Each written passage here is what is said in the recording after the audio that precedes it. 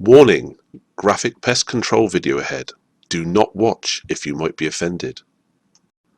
If, however, you really like watching pest control videos, then hello again and welcome to the Squirrel Hunter channel. Please continue and watch us as we control pest populations with silenced air rifles here in the UK. If you have any questions, can you please check the description below first to see if it's already been answered and for some useful links. Thank you. For the uninitiated, this is Bruv's feeder on Squirrel Hill. And it'll be the entire episode today will be there, and Bruv will be shooting the caliber cricket in 177 caliber, and he'll be launching the Predator polymags in every single clip. There's 3 of them in this particular video. I thought I'd got all the footage off my drive, but I hadn't looked in the one folder that was marked up as X site and not Squirrel Hill. My mistake, I hold my hands up to that. But there's 3 episodes, as I said, 3 different days out. I put them in chronological order. You've seen the date pass by already on the screen. I've gone back to speeding them up, as you seem to unanimously agree that's the way forward. And there's the first one down. Nicely done there, Bruv. And over to the ATNX site. As I said before, no sound on these clips, so I couldn't really line them up. So I've just cut them down, just to show you where the shot went.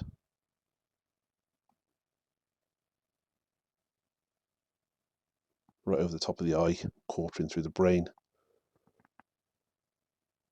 It did jump in the air, which is normally a bad sign, but it's landed dead on the ground. Check out the link in the description for why they twitch, if you didn't know already. Here comes Squirrel 2 of the day. You can see the time of year, it is April. Just starting to get the foliage come out. If I'd got my act together, I would have got these more in sync with the other ones, but never mind. Once I've gone through this video, I can then move swiftly onto the 2020 footage. I've got quite a bit of that. Right at the end of this video, there's some more information with regards to what we did at the end of 2019, waiting for the 2020 season to come. And of course, there's no need to tell you what trouble we've had this year with flooding and coronavirus. But as soon as lockdown allowed, we got ourselves out and about. That one looked like it had its eye closed for some reason. Not that it matters to it any longer. Good shot there, straight into the brain. Polymags do a lot of damage. They do look a gimmicky pellet, but if they are accurate at your rifle, they produce a lot of knockdown power. At this range, the pellets are still whizzing along another 177. I've read lots of stuff on the shooting forums talking about pellets bouncing off skulls and stuff, and absolute rubbish. Squirrel skulls are weak. The tendency to pass straight through is most definitely a feature, even on 2.2 at this range.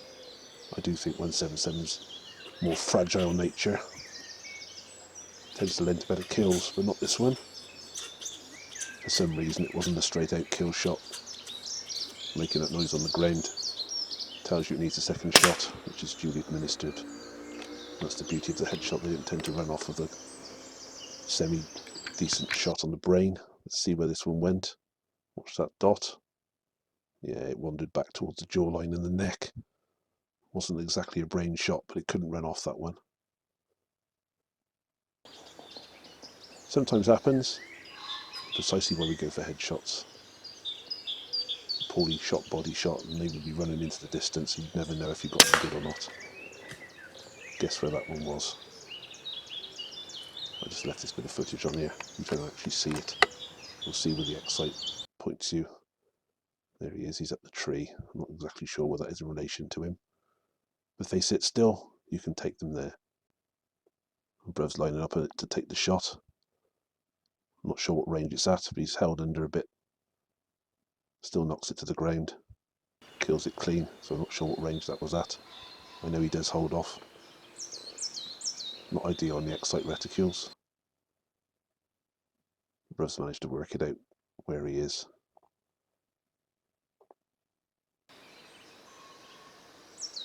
There we go again.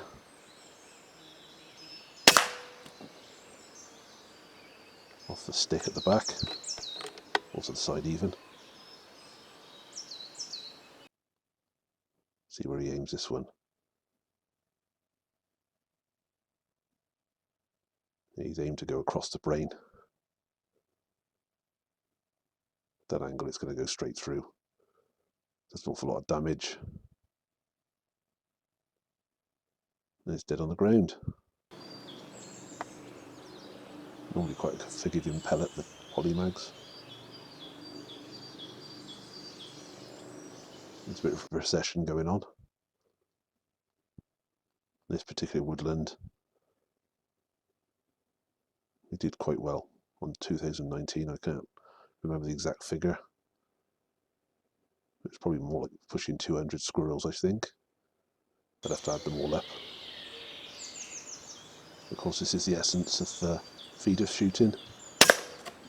You wait for the squirrel to come in for the free food, wait for them to sit still somewhere, either on the feeder or near it, in range of where you are, and shoot them in the head with a pellet.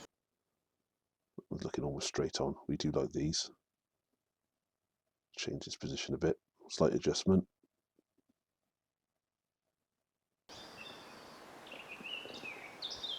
Another excellent shot.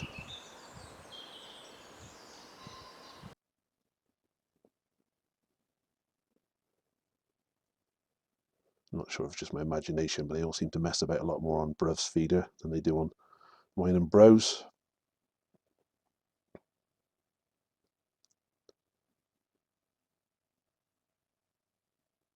You can see it's quite a large section I've had to speed at this time.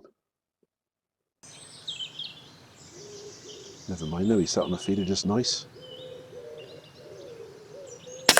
There's a shot as expected. That's what happens most of the time. Saw a shot that went slightly awry earlier on, but the majority of the shots work out if you've done your setup correct.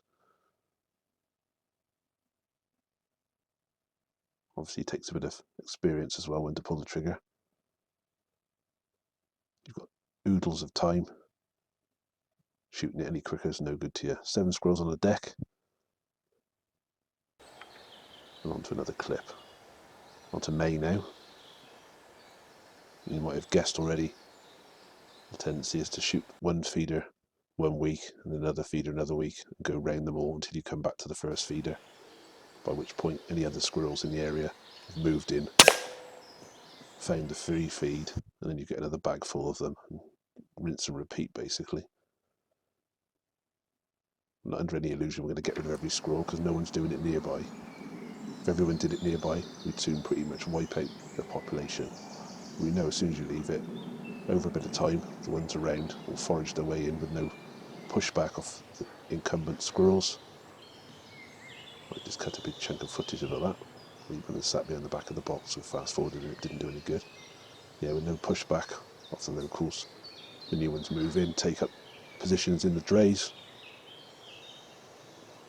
and duly find their way to the free food without suspecting a thing. And one day a little tent or a car will appear about 15 yards away, and someone will be trying to ruin their breakfast. Just like that.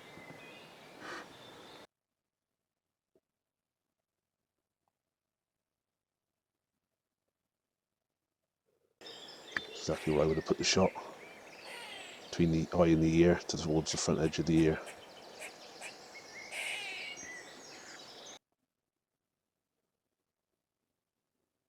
Not a happy squirrel. You hear him squawking. There's a bit of a dash about. It's finally found its way to the side of the feeder. There we go. They normally come to the food in the end. And that's a dead squirrel. Sometimes do that. Muscle spasm.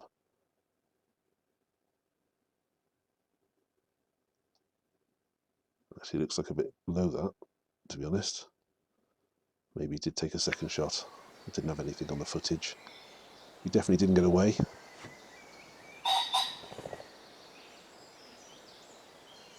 There's a cock pheasant nearby, telling everyone around.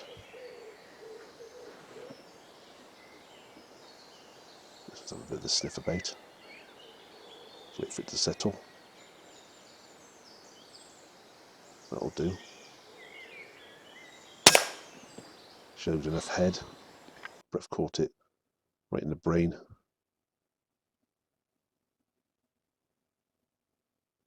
Just recocking the rifle. And there it is.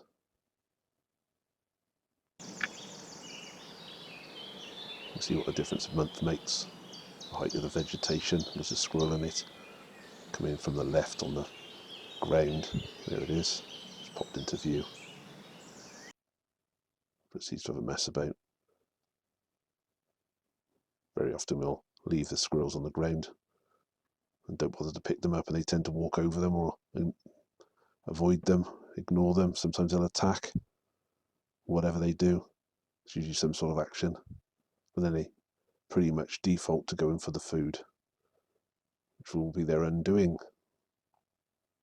This one messes about for quite some time again. Eventually settles on the feeder. And that'll do nicely just there.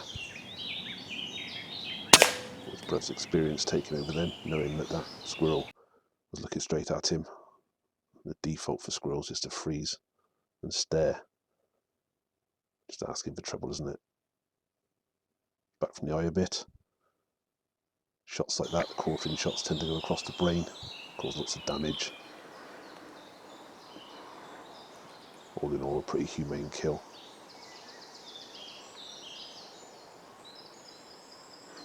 Don't know what hit them. This one's come straight in and sat on the feeder just lovely. Wish they all did that. Nice, confident, sat there. Straight on headshot. Usually rest the crosshairs right on their eyebrows, I do. Put the centre crosshair in the middle of their brain. Usually works quite well. That's the position it was a shot on. You see there, pretty much where I would have aimed it. Because it's looking to the right, I would have probably aired back over to the left a fraction, just in case it moved back central. There was no problem with that. Shot landed where it should do. Here we go. Here's another one. On the feeder, off the feeder. Again, pretty much the same position.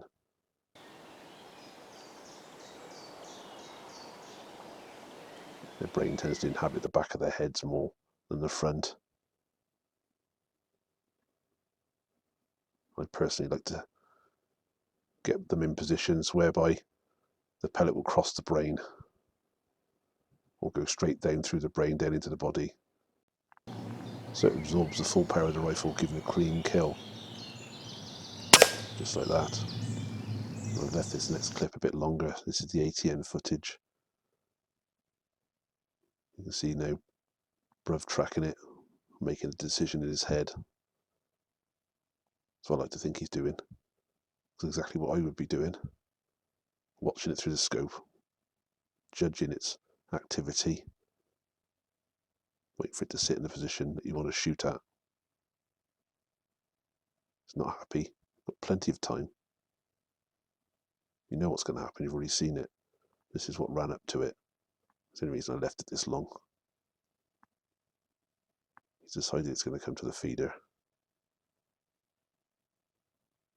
See those little head movements? Sort of thing that'll catch you out. There we go. It's normal to let them do that a couple of times once they start feeding. This time, I reckon. Yeah, there we go. For the sake of 30 seconds or more watching it, or a minute maybe. That's why I reckon you get so many people saying the pellet bounced off the skull, etc, etc. Head movements caught them out, and they've completely missed the target. Or they've wounded it and it's ran off, which is not what we want. And that's only my personal opinion, mind you.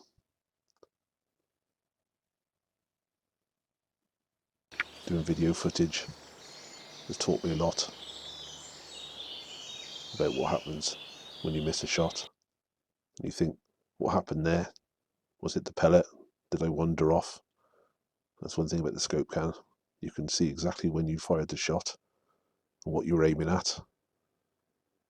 And if the pellet missed it, or they moved their head, it's quite enlightening, really. As far as I'm concerned, if you've missed it, you've failed on a number of counts. Could have misjudged the time to take the shot.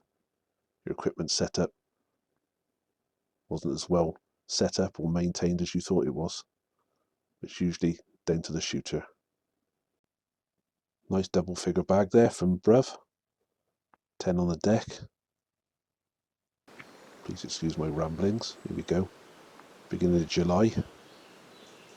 We're going to squirrel on the feeder straight away and see the nettles in the background are quite long. Vegetation's in full flush. It's very difficult to see anything in the woodland. This is where you pretty much struggle to free hunt a squirrel in this environment. It's much better to have a feeder to drag them out. This time of year is very often very good. A lot of youngsters off the teeth, so to speak, on solid food. Shot to the centre of the brain there, done the business. Well done, Bruv. Nicely taken. Usually get quite high numbers this time of year. Unfortunately, this session isn't one of them. Just get a few though, as you'll see. So I was able to stick 3 clips into one video.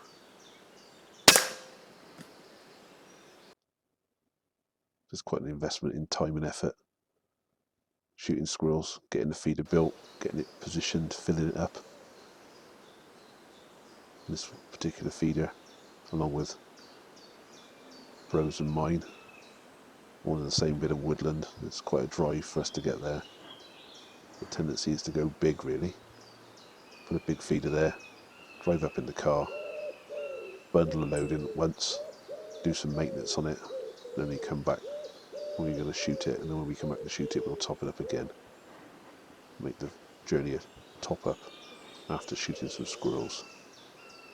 We usually do that right the way through the year, between the end of the previous pheasant season and the start of the new one. It's not allowed to go there during pheasant season. We'll also turn up there and check each other's feeders for level for going on different days. I normally travel with Bro on a rare occasion. The 3 of us go out. We'll sit there chatting away via text.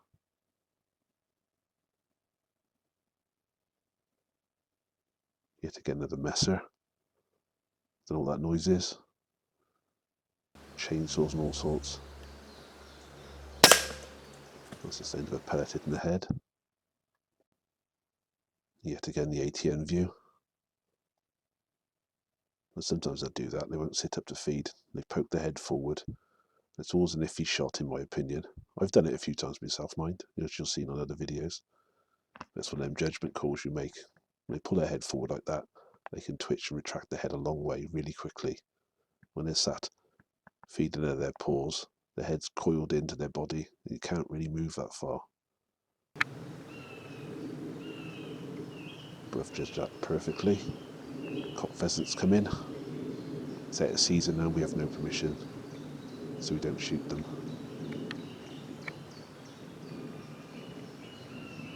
It's one swift way of getting us thrown off a pheasant shoot.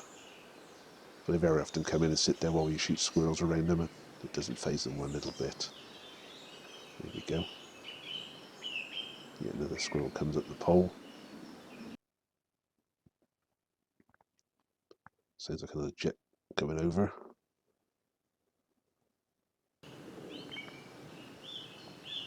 That'll do. I do like it when they sit up like that.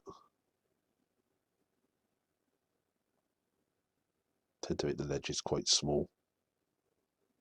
2.5 to 3 inches.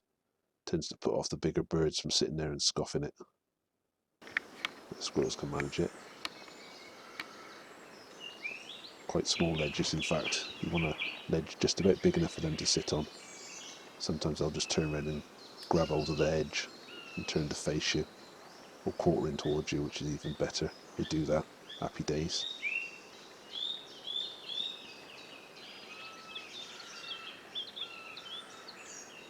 with the European buzzards crying in the background.